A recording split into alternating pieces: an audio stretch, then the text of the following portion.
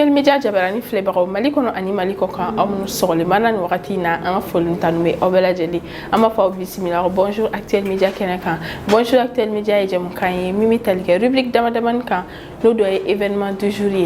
ko ba mun kera xaben vidéo ni roma no temena xabuyi andabta si personnalité du jour ma ba mun bangira xaben vidéo ni roma o fana temene ko kabuyi en rubrique sabala bina no météo temene ko kabuyi no expression du jour o be lassé o manina na karija kuni fe ale temene ko kabuyi no actualité du jour be lassé Fatoumata Dramé fe aywa ma kunteni feriveri o be lassé Aminata Y Coulibaly fe amunu me ka laje so amunu me ka laje brairo la amunu me klaka sen ka laje tumu fol ni tan mi obela jeli au bismillah. OTS est là pour tous vos besoins en matériel électronique et électroménager. Ami bita damneni événement du jour ina fo donto la ni koba mun kera ka ben bido le 23 mars 2022. Le 23 mars 1954, l'abbé Pierre transforme en association la communauté Emmaüs fondée en 1949. Communauté Emmaüs no okerera 1949 abbé Pierre allait au Yalamakoke, association communautaire au Kerakaben Bido le 23 mars 1954. Au Temene Kokabuno, Andabetase, le 23 mars 1965. Une manifestation estudiantine dans les grandes villes du Maroc est violemment réprimée par les forces de l'ordre et de l'armée. Manifestation Bado Kera étudiant fait Maroc Konana nga manifestation c'est fait force de l'ordre moye au Kola Soumaya au Kera Kabambidon Romano le 23 mars 1965. Au terminé le 23 mars 1982. Un coup d'état militaire porte au pouvoir le général Elfren Rios Montt au Guatemala. Celui-ci instaure un régime de terreur. Aïwa, coup d'état militaire qui era mis fait Elfren Rios Montt qui era au général Elfren Rios Montt allait sira fangara Guatemala konnana au Kera Kabambidon Romano le 23 mars 1982. Aïwa, au final terminé quoi le 23 mars 1988. Au Nicaragua, accord de cessez-le-feu entre le gouvernement sandiniste et la Contra. Aïwa Nicaragua konnana accord de cessez-le-feu que le gouvernement sandiniste maoni Contra maofé au Kerakabe bidon romano le 23 mars 1988. Au final terminé Kokabeno le 23 mars 2017, l'opposant et ancien député russe Denis Voronenkov est tué par balle à Kiev. Denis Voronenkov ancien député opposant au parti là aywa les fera par balle Kiev konnana Kerakabe bidon romano le 23 mars 2017. Au terminé le 23 mars 2019, massacre d'Ogosaku pendant la guerre du Mali. Guerre Mkera Mali en 2019, Ogosaku massacré la au le 23 mars 2019. Nikwebi événement du jour c'est Auma au Cameroun. ESG, École supérieure de gestion spécialisée dans la formation des métiers de la comptabilité et de la gestion d'entreprise. Niasili en rubrique Flanamano y personnalité du jour y ma bamunu bangera kaban bidon roma ambodamneni Daniel Bovetier médecin italien d'origine suisse. Aywa Daniel y prix Nobel de médecine sont en 1957. Daniel Bangera le 23 mars 1907. Allez terminer kokabeno Pierre Saint-Richie. Pierre est journaliste français. Pierre Bangera le 23 mars 1918. Allez terminer kokabeno fana adapté Marc Chérima. Marc Chéry, elle est acteur, scénariste et producteur américain. Marc Bangera le 23 mars 1962. Au final, terminé kokabeno adapté Hope Davis. Hope Davis est actrice américaine. Hope Bangera le 23 mars 1964. Allez, fana tebene ko kabe andabita c'est Pierre Palmadema. Pierre est humoriste français. Pierre Bangira le 23 mars 1968. Nale fana boraino J'aime Alguer Sagui. Allez, pilote de course automobile espagnol. J'aime Bangira le 23 mars 1990. Allez, fana tebene ko kabe no Facundo Capanzo est basketteur argentin. Facundo Bangira le 23 mars 1991. Nous faisons Kevin Kumbemba, le footballeur franco-congolais. Kevin Bangira le 23 mars 1993. Amé bita kuncheni Stéphane Groye, Stéphanie rameuse canadienne, Stéphanie rameuse canadienne, Stéphanie Banguera le 23 mars 1997. Tu es bi personnalité du jour fana ikola c'est Auma ama fo ku bela jere joyeux anniversaire fe fana fatura ko alaka bada dali no yawi am tanya fe don. Sistra Technologies est une société de prestation de services et de commerce, évoluant dans le domaine des nouvelles technologies de l'information et de la communication, la fourniture de matériels biomédicaux, la bioinformatique. Folli tanume ankanu baga bela jelen kokura nya sele en rubrique sabana manoy météo du jour météo amodam ne en première région nani oy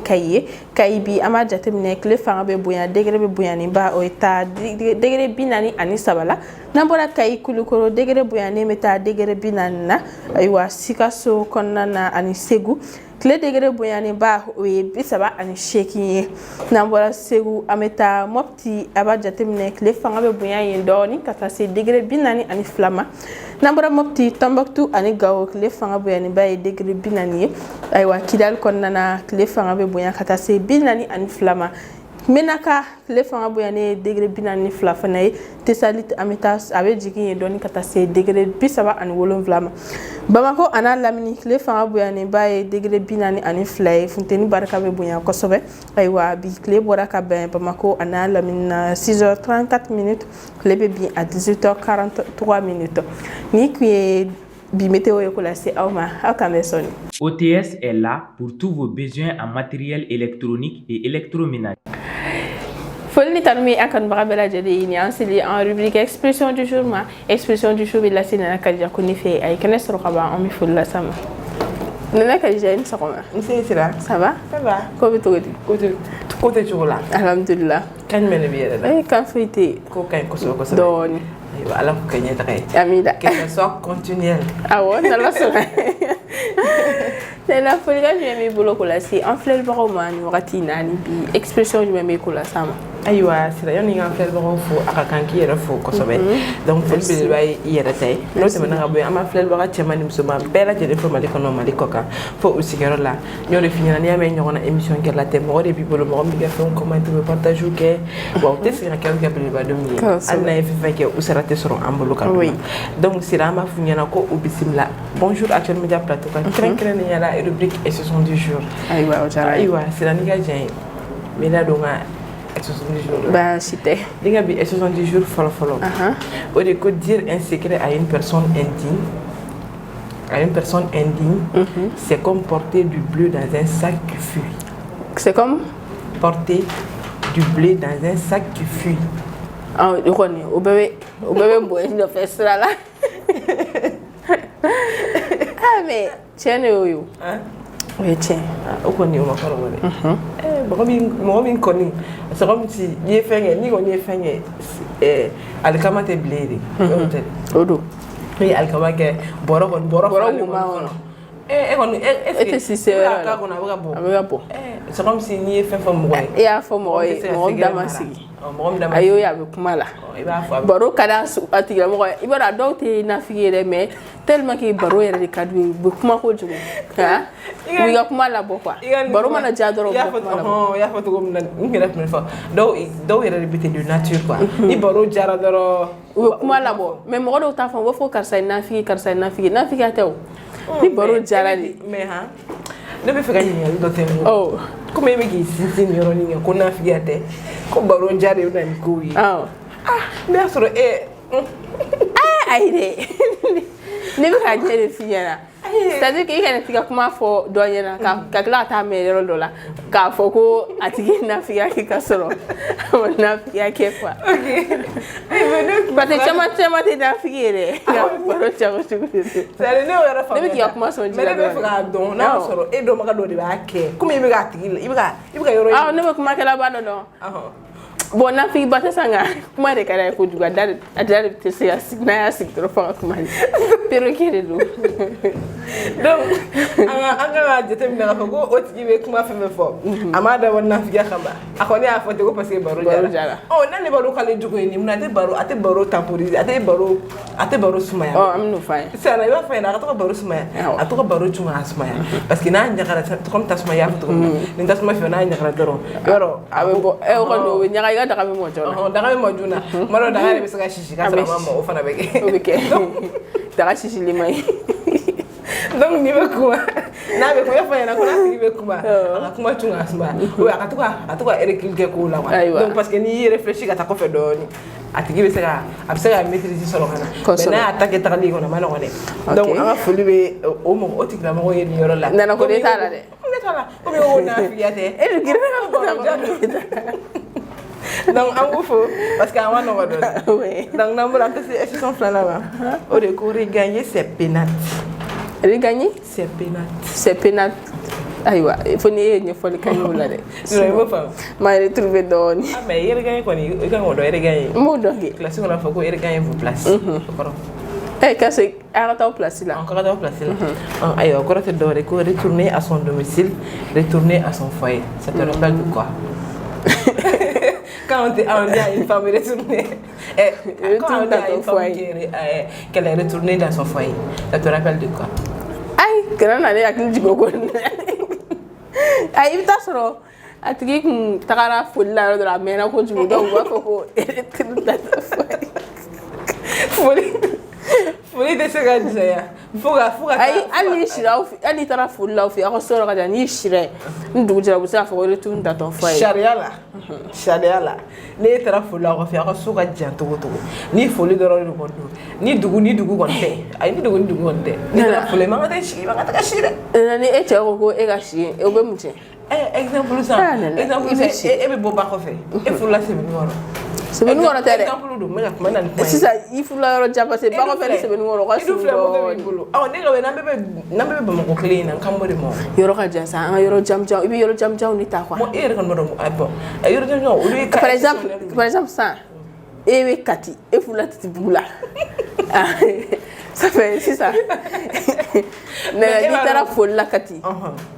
ah na ni shukuri la bito de mais e ba ro pere ko shuwe ko la brete sulga bo ni sulga bo mo dula ta folige ni doni sigi il n'est pas de sigi ga dumunu be khono ka trofa sama do mo te sigi ga boro be ga don na de ni tara soni don sigi ibe sigi gata ay wa no mais ni e shira khoni ikon kangaro ko korobe ibe ki pa kuma mi ngona c'est ça donc souteli o mai ne ah kitaba donc ni yoro be na souteli de ko fa so mo be souteli meta do wa fogo do beta sa re do era tisegere ala la ki so do be tisegere awo do wa foto ko ale kunde horone no ko kutita nera be chelo do lu ko gulu ka dugono che muso ma fore chere afo fami oluwa bo lu ka dugono ba ni muso dimna yam den takata mo ko titi no fe ai de o tere anu ina ite do ah yelo yem so mara le no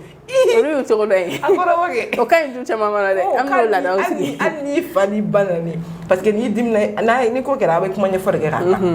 mais ni e dimna ki yam ne chekata igada la ko i bora de o ye bonne pe nana to suba ma fure de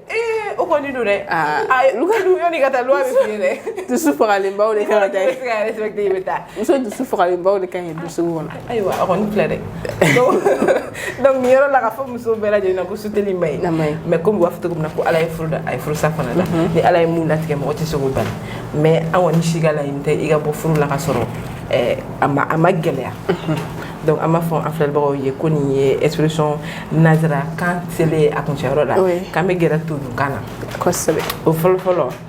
ko kononi lelebe ko jugu ba fanci akono kononi lelebe ko jugu ba fanci akono aywa c'est de nie pare ga to kula mais ba mana ngay de mais exemple do dima exemple frappant do dima da façon yoro dube kon na la am ko soro dube kon soro abi soro la ga kunda soro dube parce que le chen do ko sabe ça dit fin dira obema ba ta ma ba be ba ta do ina yemba mo so man ne de bɛɛ b'a ta dun k'ale ta to a bolo i b'a dɔn a bɛ to ka fɔri fitinin k'a dun ale bɛ fɛ ni bɛɛ ta banna ka to ka mɔgɔw ɲaga labɔ ale ka to ka o yɛrɛ tɛ dɛ mais a bɛ mɔgɔ tɔw de ɲaga labɔ n'a tɛ mais i tɛ mɛn a la de parce que n'i bɛnna ni kɔrɔmuso waraw ni kɔrɔmuso ça fait ne bɛ taa purutigi ka boli u b'a purutigi ka boli e ta ye kasi de hali n'i baw k'a bɛna bɔgɔli kɛ o y'a sɔrɔ mɔgɔ min y'a o tigi kɔnɔ fara ka bɔ golokalaya golo sumaya donc mɔgɔw to k'a fɔ ko karisa tɛ sɔn a bɛ fɛn a bɛ dumuni mɛsɛgɛ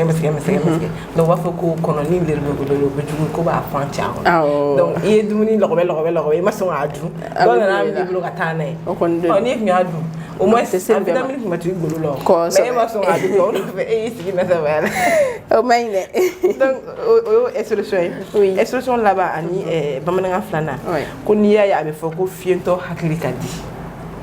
a bɛ yala dugu kɔnɔ a kelen mɔgɔ si tɛ bila ɲɛ wa k'i b'a sɔrɔ o bangera o dugu la a kɔrɔbaya o dugu la o kɔni don ko sinon ni fiyentɔ bɔra dugu wɛrɛ la ka na o kɔni tɛ yɔrɔ si dɔn o kelen tɛ se ka yala donc ko mɔgɔ min fiyena n'a bɛ du kɔnɔ parce que u b'a fɔ cogo min na hali n'a jateminɛ cɛkɔrɔba minnu bɛ kɛ du kɔnɔna na n'u fiyenen don i b'a sɔrɔ u bɛ yɔrɔ fan bɛɛ yɔrɔ o yɛrɛ fana tɛ dɛ caman ta bɛ u minɛ n'u kɔrɔbayara ou bien bana dɔ b'a la s'i ma o b'a sɔrɔ i bɛ yɔrɔ bɛɛ dɔn voilà mais hali ni n'a sɔrɔ i tɛ yɔrɔ maîtriser mais de fait que i b'a la tous les jours parce que i ka destination i hakili yɛrɛ de b'i bila ka taa nin sira fɛ parce que e tɛna kɛ i n'a fɔ tɔw bɛ cogo min na soit i wulila i taara ɲɛgɛn na i nana i taara seli ta i nana seli ou i ye dumuni kɛ donc i ka fɛnw limité don de ni hakili ka di dɔ de b'a maîtriser facilement mais k'a fɔ ko dugulen kɔni o talen bila fiyentɔ dugulen talen bila dugu kɔnɔ ko kelen ka yala kɔni taga pɛrɛn dabɔra dɛ a dabɔra a bɛ parce que a bɛna se kabakuru ma mɔgɔ tɛna fɔ ko mɔgɔ tɛna a ɲɛ ma k'a fɔ ko a bɛ ne yɛrɛ tun bɛ to ka dɔ kɛ cɛkɔrɔba dɔ la an ka foli b'a yɔrɔ la donc n bɛ hakɛtɔ ɲini a fɛ ne tun bɛ to ka n'a kɔni k'a minɛ ka taa ne tun bɛ to ka nana ça fait i tɛ mɔgɔ ɲɛnama i tɛ mɔgɔkɔrɔba bonya dɛ ne mɔkɛ yɛrɛ tun ne m'a fili la jinɔgɔ la e ma dɔn i m'i mɔkɛ bonya ne tun bɛ n pa jinɔgɔ kunna yɔrɔ ale t'o ye o ala bɛ sɔrɔ ka ne baasi tɛ hali n'a bɛ tɛmɛ ni ne ko k'an ka na a b'a fɔ jinɔgɔ k'ale tɛgɛ tɛ di ne ma a dun tɛgɛ tɛ di ne ma dɛ ayi i nana foli bila i mɔkɛ la nin yɔrɔ la n ka foli b'a ye yɔrɔ parce que i ye ko caman k'a la bɛ tila ka yafa ɲɛna fɛ ale fana ko yafa deli a fɛ dɛ a ye mun k'i la ma foyi k'i la mɔkɛ ka bugɔli wa ni mɔkɛ yɛrɛ y'i bugɔ sisan fɛ ni mɔkɛ y'i bugɔ n'a ka pension taara nana i bɛ taa ta ka bɔ a bolo o de ye mɔkɛ ni musoya diya ye donc an b'a fɔ an filɛbagaw ɲɛna ko nin bɛ dansigi ne ka bi émission du jour la ko ni ala ma basi kɛ an bɛ ɲɔgɔn sɔrɔ yan nɔ vendredi don ni plateau kelen kan n'ala ka jɛ Nana Kadija Kone an ka foli belebeleba b'i ye ka bi expression di la an ye faamuyali caman sɔrɔ a la an b'i remercier o la Sistra Technologies est une société de prestation de services et de commerce évoluant dans le domaine des nouvelles technologies de l'information et de la communication, la fourniture de matériels biomédicaux, la bioinformatique. Expression du jour tɛmɛnen kɔ ka bɔ yen turusi le filɛ actualité du jour ma ale bɛ lase Fatumata Darame ma a fana ye kɛnɛ sɔrɔ an bɛ foli lasa ma Fatumata Darame i ni sɔgɔma Sira ça va ça va ko bɛ cogo di ko bɛ geji ayi geji i dun m'o heure yira n na dɛ m'o heure yɛrɛ la e fɛ ka mun de fɔ sisan ko m'o heure de la ayisa n bɛ fɛ k'a fɔ de i ma o visage sugu yira n na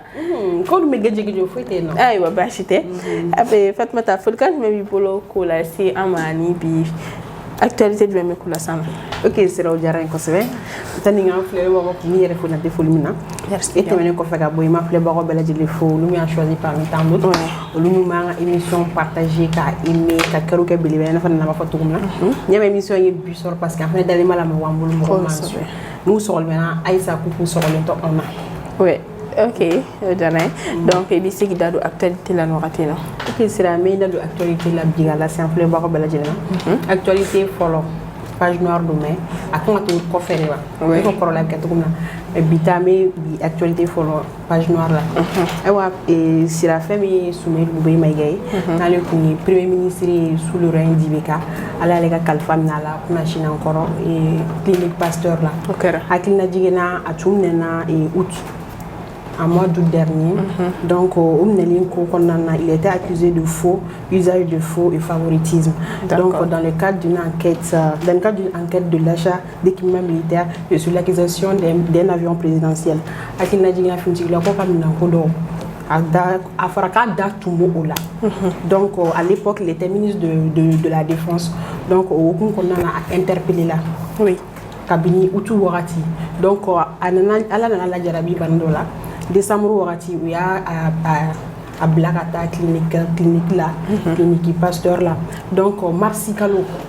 ni marsi yɛrɛ kɔnɔna na hakilina jiginna conférence de presse caman kɛra Azuma mɔgɔ fɛ u y'a ɲini k'a fɔ ko ka évacuer ka taa dugu kɔfɛ jamana kɔ kan donc o conférence de presse ninnu si ma deli ka abouti fɔlɔ ka d'a kan autorité mɔgɔw ma sɔn donc marsi kalo daminɛ yɛrɛ wagati a yɛrɛ muso ye lettre dɔ sɛbɛn lettre ouverture dɔ kɛ k'a adressé Asimina k'u ka u jɔ a ka évacuer ka taa k'ale yɛrɛ k'a jɔ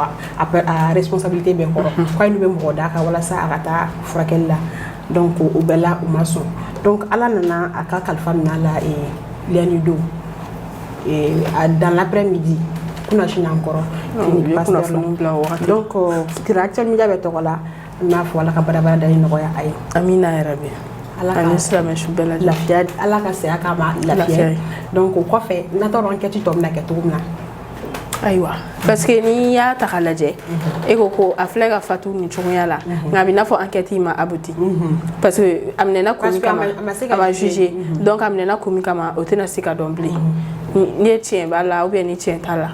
sauf si ni enquête wɛrɛ da cogo suguya dɔ la mais nin cogo in kɔni na a tɛna dɔn an kɔni bɛ dugawu kɛ ala ka badabada dali nɔgɔya ok sira walasa ka bɔ kuma kɔnɔ nin kibaruya in kɔnɔ an bɛ siran bi parce que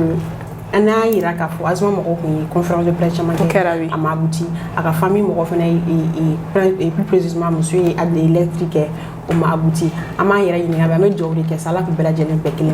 n'u ka mɔgɔw fana wulila an ka mɔgɔw fana ka wuli a ma nɔgɔn a kana kɛ kɛlɛ suguya dɔ ye donc an bɛ dugawu de kɛ bɛɛ k'a bila lajarabi minɛn kɔnɔ a ka famille bɛɛ lajɛlen k'a bila a n'a jɛɲɔgɔn bɛɛ k'a bila lajarabi minɛn kɔnɔ donc o tɛmɛnen kɔfɛ ka bɔ yen sira fɛn min an bɛ taa Ukraine oui Ukraine président ale Volodymyr Zelensky ye ale kɔni bi kunun kɔnɔ n'o tun ye le 21 mars ye ale y'a yira k'a fɔ ko ale ni Vladimir Poutine ale ye Russie jamanakuntigi hakilina jiginna kɛlɛ b'o dugu fila ni ɲɔgɔn cɛ k'u bɛ se k'u sigi k'u ka kuma sigikafɔ kɛ ka dialogue walasa ka dan siri ni kɛlɛ in na cogo min na donc a y'a ɲini fɛnɛ k'a fɔ ko fɛn min ye population ukrainienne ye k'olu kɔni bɛna passer référendum fɛ référendum tɛ dɔwɛrɛ ye c'est un vote dans lequel les populations sont appelées à répondre par oui ou par non donc les populations mɔgɔw ka consensus demandé fɔlɔ n'a aboutira cogo min na u bɛ sɔrɔ ka résultat di o la u bɛ sɔrɔ k'a lajɛ ni fɔ ka bɛn bɛ se ka kɛ cogo min na ka bɛn o ma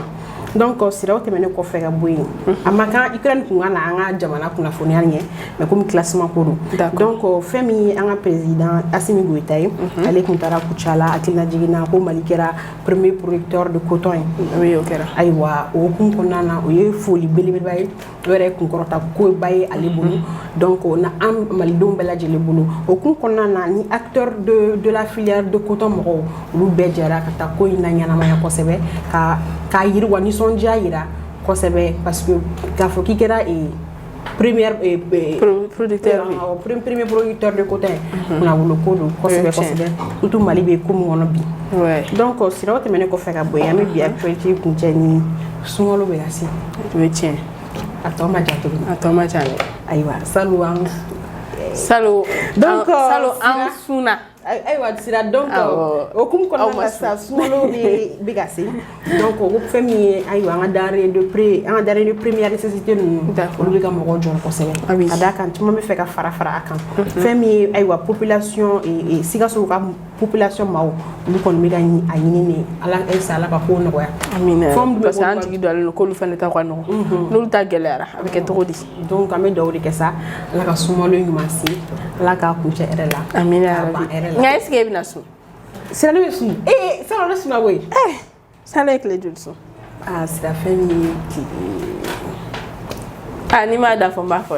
dɛ ne tile caman sun dɛ ne ko n ko i k'a da de fɔ an bɛ se ka estimer ni tile 28 na kun akita la ten ko sebe chere parce que sera ko besu sans dire mana jona ay sera ko besu sera ka besu on sera ini ala cela la ay ne la chere après que tan no na ni on bla oh ini ala cela la yekle ta no ni o bla quoi donc on sera ngo ke parenthèse do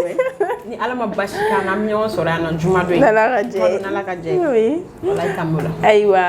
en folie be ba biye alni ma tien fo sunko yerokan ko sebe donc ni na amina itu ni comme ikoko ye kletan ko le bla kaso ini ala cela la amba do ye kletan ko le su ala ka nyina tan no parce que salon ta kunga gelenga salon ta fene no ya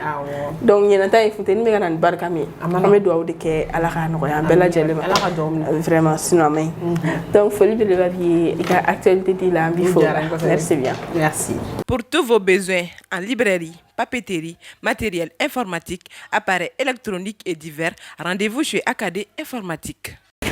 Folie be obela jele ko kura amola donia ko foko ni asile en rubrique laba manoye fait divers bi la si amnata y kulwel de fana fe ale kene soro khaba ami kene ami ful la sama amnata ni soro Monsieur sera somo alhamdulillah Dieu merci. amnata folie gani membi bolo ko la si en flel baro mani bi babu ti membi ko la sama Folni tamni ma flel baka chenam su dinsen ma horobay. Fol bele bay yere tay sira. merci bien So mare na babu yere tay. Kuma kam memne bulore ona na maride. Parce que kurantiga mba kula kurantiga yere ma juga jitiga ko ini. Ako kuma ka chere sira. Aka jumu ko So mare na ne sol ka wulim ke jikola ala ni kirari bado. oui oui Kunu depuis 21h kurantiga ra on fait no. Faut 1h passer.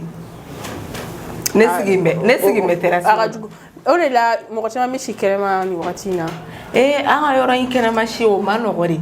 Ima ne sigi kaka di ka sigi kaka go nyere mna ngo minni mane ati to ngo wadunga tanda afunte ndaino o ala yere sela kana na ka ko yeti to ka kurana no sino finden jugara ne ra yella sa fe ganda wallahi funten jugara yes malena sino vallo fiega kala so wonna ka kala o te siga suno ko hera manogore Funteni ya na fala ko nyine tayara dunan barga e chuba mi ya amasi avril ma energy mo fana tiga hinana kuma be ulubiga e kurake jere lumière mo kuna abige pago mo kuna on ne sisa fana urobne tiga fana na ni sindo ala yora kuma ka mo ibe klal ga jin ma soro kibi ko abe problem ni sisa honi ni wakati ngonna honi abe fo bega bargo ni faka sigi ngen honno la pour que akona sege jiko me ko négliger ko isira nga kunu tanya nya ko rase chugamna so maraina mo ko mane blala o nere wulla nere mino bargo fa ani ka bidon 20 litre bidon nu fa ya sikusi o do ko mo la fa sinon ibe wili i presele kibeti ko so ibi do ko la ne do shimate ya o tigera e file la ino mo ko du mo ga jena tike fembe jide ni jiti bula manno to wili be baro be ke jide la ali ka so nyma anjo shi jide tewa na fala ko jiti bule na saka jumenga ibe si paralyser ka bla baro bla le fle itna se ga ke jiti bulu ako kuma soma jep ni edem nga barada bora ko sabali soma jep na flan to kele edem ko sabalu ka sabali yere do ga ko flana doni parce que kolon ko nunu manno nere kolon ya la saka dese ne ma kolon yi ka fo ngum ta kolon jibo kangu ne ma kolon donc kolon ta o fe no ai kolonti no la fa bugo fama la fa bugo fama wa ande fama ere bakarchiri menete yoro doy no kwa so ngunu ngama surunya auna ne olu yoro belaje ne ma kolon soro no ina saka yala ka dugu kunu kumine ti yoro mdo ina saka takibita kolon yala fana yala mne ka sigiti nto akoko na ko na kashi charare wada kelente ne ni nyoko na chama et puis siranyi detemine ka fo woni wakati ne fana ye wotorotigi munu mi jifereta olu ka tereti olu be bidon kele ta bidon du etantai olu be bouton nunu ne son yele sa ali shomu nyekele mu ga dorome flay o bo ka dorome dure parce que olu fana bugu tanyaka anga fo nyogo nyana ka mbega sabali ko amano ko de vraiment mano si san ko imano ko ni aye jiti ga soro am fana be ga giro lu ko fana ka ko laje am fe don a war boko ina parce que warte bulula donc so mara ina sira ore ku mene bulu kala sa flay kame bla edem ni soma je pla ko akilito mo la futi parce que jiko ka gele kuran ko ka gele mo ni nga fege chama yɛrɛ bɛ da kɛnɛma o de kama parce que funteni na ni ko k'i bɛ sunɔgɔ so kɔnɔ a kɔnɔna kasi yɛrɛ tɛ ban ni a ne kɔni tɛ mɔgɔ yɛrɛ t'a dɔn ne kɔni bɛ kɔnɔna kasi bɛ ne minɛ ne sira funteni na dɛ e kelen tɛ dɛ n'i y'a kɛ muso kunya ye ka i bɛ bɔ kɛnɛma k'i da i bɛ bɔ kɛnɛma comme clim se t'anw ye an n'a da kɛnɛma fiɲɛ na an ta kɛ fufulama na ci ala ka fiɲɛ sumalen ma an fifa d'accord foli belebeleba bi Aminata ayiwa an ye faamuyali caman sɔrɔ i ka bi fait divers fana la donc o diyara an ye ni tun ye bi bonjour actuel média ye ko lase aw ma foli belebeleba bɛ aw ye aw ni ce aw ka ɲɛmadali la aw minnu bɛ k'an lajɛ so aw minnu y'aw to baarayɔrɔw la k'an lajɛ minnu bɛ tila ka segin k'an lajɛ tuguni foli belebeleba bɛ aw yɛrɛ nka an tɛ se ka wuli n'an ma foli bila an ka partenaires fana la n'o ye OTS ye Technolab Star Acadie Informatique Sistra Technologie ale ni ESG ku ni ce u ka dɛmɛ la aw fana ni ce aw ka ɲɛmadali la aw kan bɛ juma don n'Ala ka jɛ ye wasalaam